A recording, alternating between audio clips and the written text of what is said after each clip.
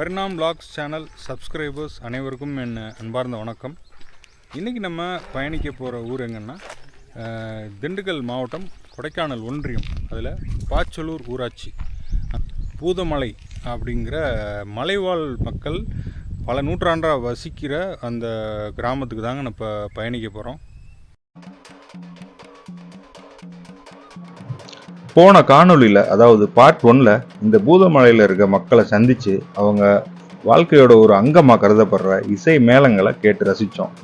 அந்த வீடியோ பார்க்காதவங்க கண்டிப்பாக பாருங்கள், லிங்க் டிஸ்கிரிப்ஷனில் மென்ஷன் பண்ணியிருக்கேன்.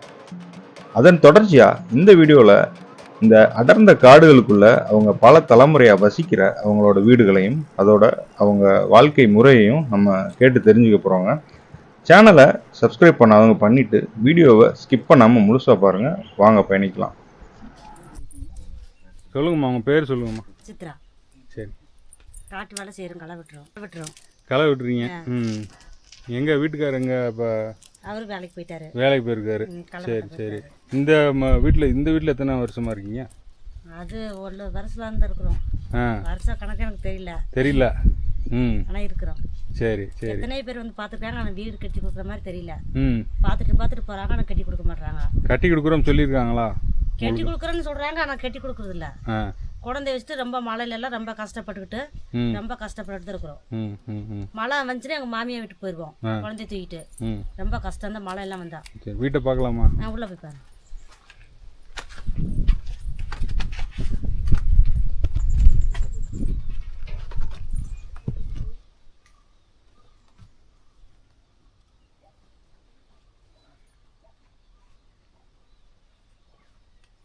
மழை வந்தாலும் இதுக்குள்ள தண்ணி வந்துரும்ல?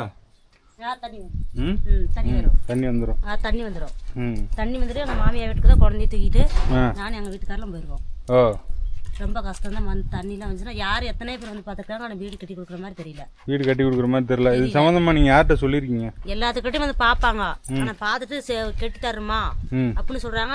நான் ஒன்றுமே நடவடிக்கை எடுக்கல. இப்போ சாப்பாடுலாம் என்ன பண்ணுறீங்க? சாப்பாடுலாம் இந்த ரேஷன் அரிசி தான். அதுலேயும் 15 கிலோ போடுவாங்க எங்களுக்கு, 3 பேத்துக்கு. அது முடிஞ்சோன்னா அப்புறம் கடையில் தான் வாங்கி சாப்பிடுவோம்.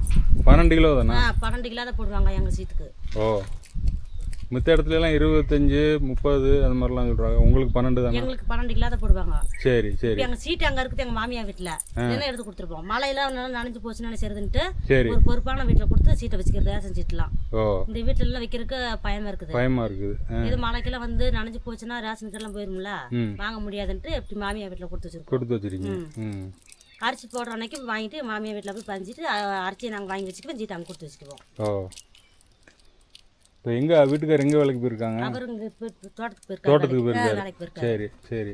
அவர் எவ்வளோ சம்பளம் வாங்குறாப்புல? அவர் வாங்குவார் 250 ரூபா, நாங்கள் 150 ரூபா வாங்குவோம். நீங்களும் போவீங்களா வேலைக்கு? நாங்களும். சரி. மிருகங்கள் தொல்லை எது இருக்காமா உங்களுக்கு இந்த நேரத்தில், இந்த நைட் நேரத்தில்? இல்லை, எதுவும் இல்லை. பார்த்துருக்கீங்களா இங்கே எதுவும் மிருகங்கள்லாம் காட்டுக்குள்ளே? இல்லை, பார்த்தது இல்லையா? தோட்டத்தில் பார்ப்போம், மாடுக்கு மேயும், காட்டெருமை. அது மேயும், யானை மேயும். உங்களை ஒன்றும் தொந்தரவு பண்ணாது. சரி. அங்கே விசாரித்தப்ப பட்டா இருக்க கொஞ்சம் பேர்த்துக்கு அரசாங்கத்திலேருந்து வீடு கட்டி கொடுத்துருக்காங்க. பட்டா இல்லாதவங்களுக்கு இன்னும் கட்டி கொடுக்கப்படலைன்னு சொல்லப்படுதுங்க. வீடு கண்டிப்பாக கட்டி கொடுப்பாங்கங்கிற நம்பிக்கையில் இந்த மக்கள் இருக்காங்க. இருந்தாலும் ஏற்கனவே கட்டி கொடுக்கப்பட்ட அந்த வீடுகளும் தரமாக இல்லைன்னு சொல்லப்படுது. உதாரணத்துக்கு பார்த்தீங்கன்னா 4 வருஷத்துக்கு முன்னாடி இங்கே கழிப்பறை கட்டி கொடுத்துருக்காங்க. இப்போது சில நாட்களுக்கு முன்னாடி பெஞ்ச கனமழையினால இந்த கழிப்பறை இடிஞ்சு விழுந்துருக்குங்க. நல்ல வேளையா அது இடிஞ்சு விழுகிறப்போ உள்ள ஆட்கள் யாரும் இல்லைங்கிறது குறிப்பிடத்தக்கது.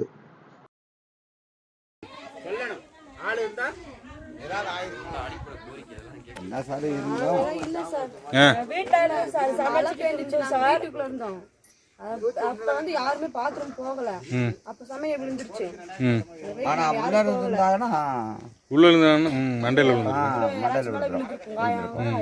விழுந்த தூக்கி இங்கிட்டு போட்டுருக்கீங்களா? நடக்க முடியாதனால. கட்டி எவ்வளோ வருஷம் ஆகுது? இது 2 வருஷம் இருக்குமா? 4 வருஷம் ஆச்சு.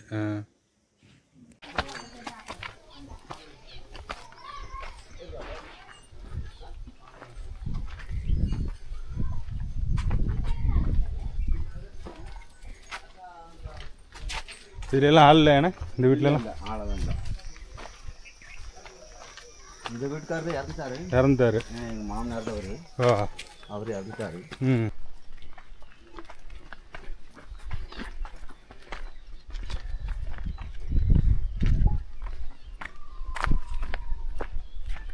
இருக்காருங்க தேனை இருக்காருங்க. சாப்பிட்டு சொன்னாங்க இப்போ இங்கேருந்து தாங்க பெருங்காட்டில் போய் ஆள் ஃபுல்லாக அங்கே போனதுனால தான் எங்களுக்கு ஒரு வசதி கிடைக்கல. அம்மா கிட்ட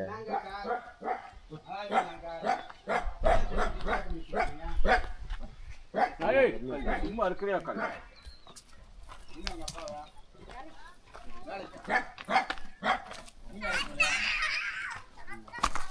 மொட்டை எடுக்காம இருக்கலாம்.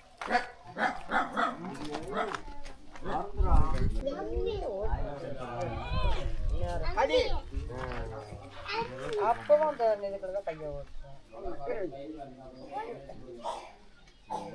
கையை ஓட்டு அந்த கையை அந்த கையை எடுத்துடுறோம். இடிஞ்சத காரணம் நம்ம பையனுக்கு இருக்கணும். இதில் வந்து தார் பாய் போட்டு நாங்கள் மேலே இது பண்ணியிருக்கீங்க. மேலே இடிஞ்சிருச்சு. ஆமாம் உள்ள இடிச்சு உள்ள இடிஞ்சு உள்ளே விழுந்துருச்சு. ஆமாம் கம்மி மட்டும் சார் இருக்கு.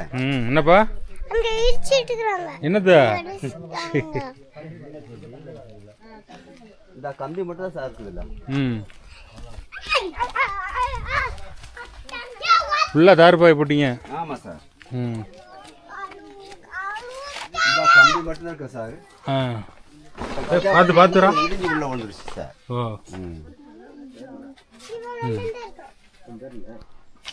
சுற்றி இதாக மட்டும் இருக்கு, அடப்பு மட்டும். ஆமாங்க.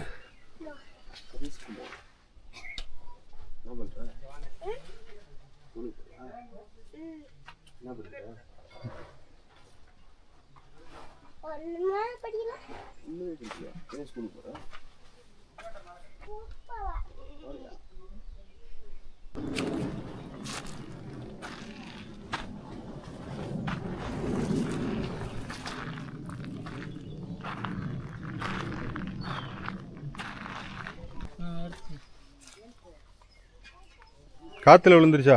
காற்றடிச்சு விழுந்துருச்சு. இப்போ நீங்களே ரெடி பண்ணிட்டு இருக்கீங்களா? நாங்கள் தான் ரெடி பண்ணிட்டுருக்கிறோம். மழை வந்துச்சுன்னா அப்புறம் குழந்தையில வச்சு ஒன்றும் செய்ய முடியாது. ஐயா சுப்பிரமணி. சரி, சுப்பிரமணி. என்ன வேலை பார்க்குறீங்க? கூலி வேலை பார்க்குறேன். சரி. வீடு விழுந்துருச்சு. இது நேத்தா? நேற்று காற்றடிச்சு விழுந்துருச்சு. ஓ யாருமே எங்களுக்கு எங்கள் வீட்டை பற்றி யாரும் கவனிக்கிறதில்ல.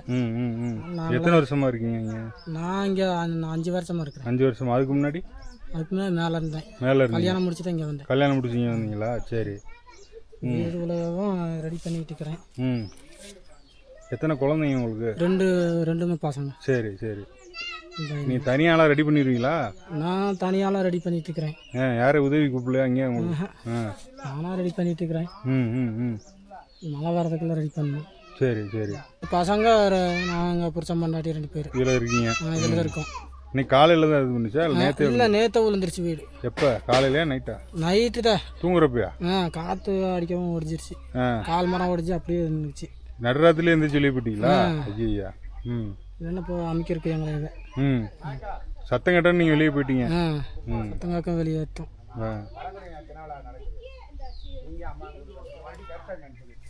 இல்லை இப்போ உங்களுக்கு இவங்களுக்குலாம் கட்டி கொடுத்தாலே உங்கள் அப்பா அந்த டயத்தில் கட்டி கொடுக்கல உங்களுக்கு? பட்டாவே எழுதி போட்டால் இல்லை. வரல நீ. சாப்பிட்டீங்களா? இல்லை, காலைல இருந்தா வேலை ஓடிக்கிட்டு இருக்கு. காலையிலேருந்து வேலை செஞ்சுட்டு.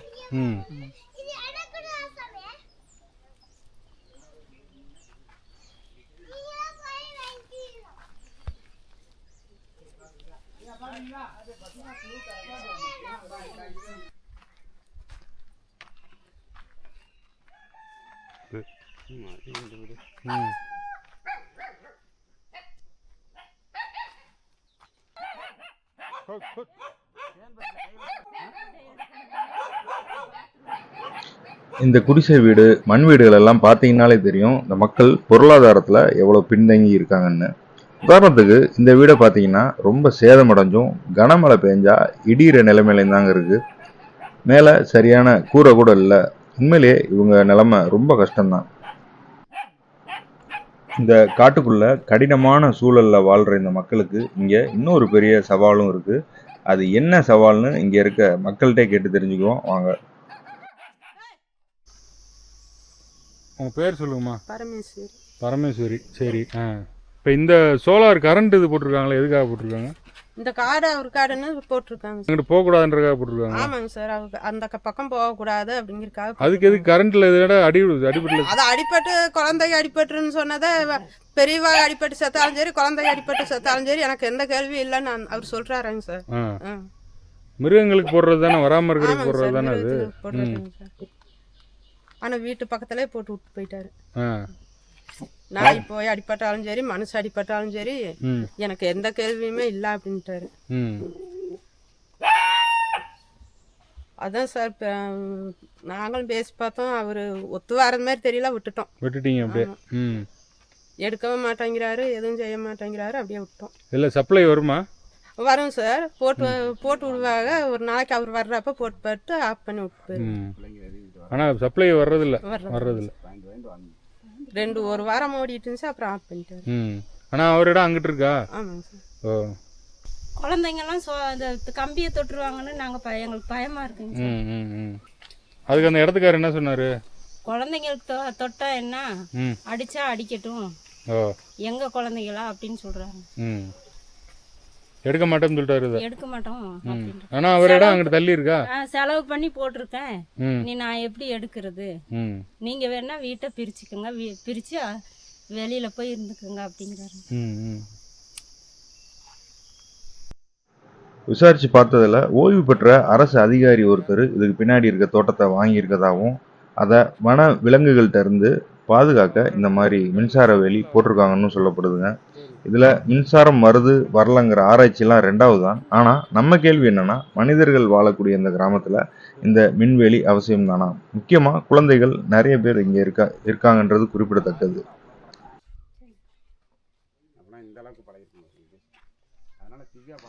இந்த வீடியோவோட நிறைவு பகுதிக்கு வந்துட்டோங்க.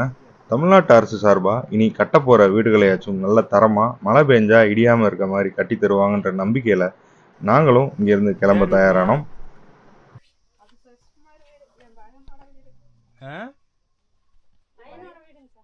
பையனோட